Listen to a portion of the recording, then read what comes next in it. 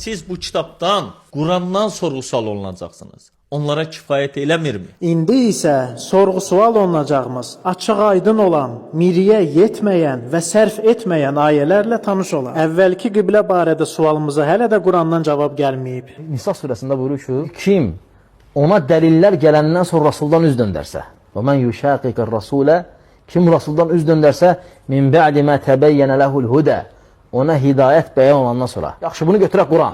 Orada Rasulullah, yaxşı, sizin şeylə Quran. Və yəttəbi qeyrə səbilil müminin. Möminlərdən qeyrisinin yola tabi olsa Allah deyir Quran. Sizə görə möminlər kim deyil Quranilər?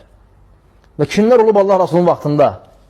Abu Bakır mı olub, Ömər mi olub, Osman mı olub, Əli mi olub, radiyallahu anh? Deyirlər Allahın kitabı bəsdir. Allah deyir, yox, bəs deyil. Peyğəmbərə tabi olmaq, bir də möminlərin yolu var Allah deyir. O möminlər kimdir, yaxşı? Allah deyir bu ki, biz sənin üzərində zikri nazil etdik ki, onlara nazil olanı, yəni Quranı bəyan edəsən. Biz sənə zikri nazil etdik ki, onlara nazil olanı bəyan edəsən. İki dənə şey nazil olub burada, qardaş. Açıq aşkar ayədə Nəhl surəsi. Bəyan eləyəsən. Necə bəyan eləsin Peyğəmbər s.ə.v zikri? Məsələn, ayə nazil olub ki, 3 nəfərin tövbəsi qəbul oldu. Bu ayəni Peyğəmbər necə bəyan eləsin?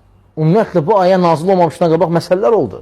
Ayə sünnəyə görə nazil oldu. Hədisə görə nazil oldu. Hələ biz danışmırıq hədis inkar edən firqələrdən. Hədis inkar edən firqələr olub. Əslində bu məsələlərin başlanğıcı firqələrdən gəlib.